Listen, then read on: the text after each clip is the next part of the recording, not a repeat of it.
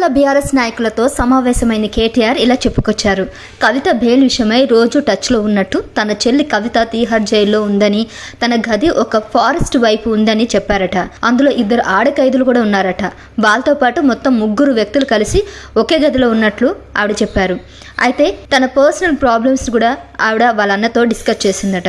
తనకు gynaec problems, అదేవిధంగా allergy సమస్యలు కూడా తలెత్తుతాయని ఆవేదన వ్యక్తం చేస్తున్నారు. కవిత బెయిల్ విషయమై ఇప్పటి వరకు క్లారిటీ రాలేదు. ఇదిగో అదిగో వస్తుంది బెయిల్ అన్న బీఆర్ఎస్ నాయకుల్లో టెన్షన్ మొదలైంది. ఎప్పుడు బెయిల్ వస్తుందో కూడా చెప్పలేకపోయారు. కానీ త్వరలో ఇంటికి వస్తున్నానని, కంగారు పడొద్దని కవిత భరోసా ఇచ్చిందంట కేటీఆర్కి. ఇక రాఖీ పండుగ వస్తుంది కాబట్టి ఖచ్చితంగా ఈ రాఖీ పండుగకి నేను ఇంటికి వచ్చి రాఖీ కడతానని హామీ ఇచ్చిందట. నా కోసం మీరు ఎదురు చూస్తూ ఉండండి. ఈ రాఖీ పండుగ రోజు మీ అమ్మాయి, మీ ఆడపడుచు మీ ఇంటికి త్వరగా రాబోతుందని ఫోన్లో కాస్త బాధతో కేటీఆర్తో చెప్పినట్టు కవిత తెలుస్తుంది. అయితే ఈ విషయం అంతా కూడా నాయకులతో కేటీఆర్ ముచ్చటించారు. కవితకు బెయిల్ రాకుండా కావాలనే బీజేపీ అడ్డుపడుతుందని, తన బాధపడుతూ జైల్లో ఉండలేకపోతున్నానని, ఇక్కడ చాలా ఇబ్బందిగా ఉంది అంటూ ఆవిడ బాధని వ్యక్తం చేసిందంట కేటీఆర్తో.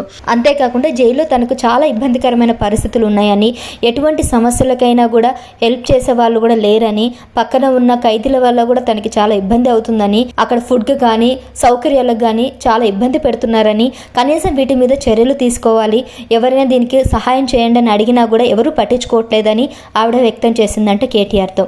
ఈ విషయాలన్నీ బీఆర్ఎస్ నాయకులతో ముచ్చటిస్తూ కాస్త ఎమోషనల్ అయ్యారు కేటీఆర్. మరోవైపు కవిత ఎప్పుడు వస్తుందా అని ఎదురు చూస్తూ, కవిత బెయిల్ కోసం తెలంగాణ ప్రజలు ఎన్ని రోజుల నుంచి ఆసక్తిగా ఎదురు చూస్తూ ఉన్నారు. మరి కవితకి బెయిల్ ఈసారి వస్తుందా రాదా అని పక్కన పెడితే, రేపు ఖచ్చితంగా రాఖీ పండుగకి వచ్చి కేటీఆర్కి రాఖీ కడతానని హామీ ఎలా ఇచ్చిందో అనేది ఆయనకే తెలియాలంటూ ట్రోల్ చేస్తున్నారు కేటీఆర్ మీద.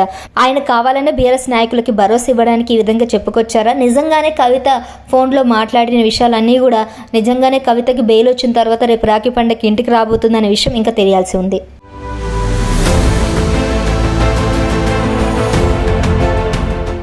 subscribe to KTV Telugu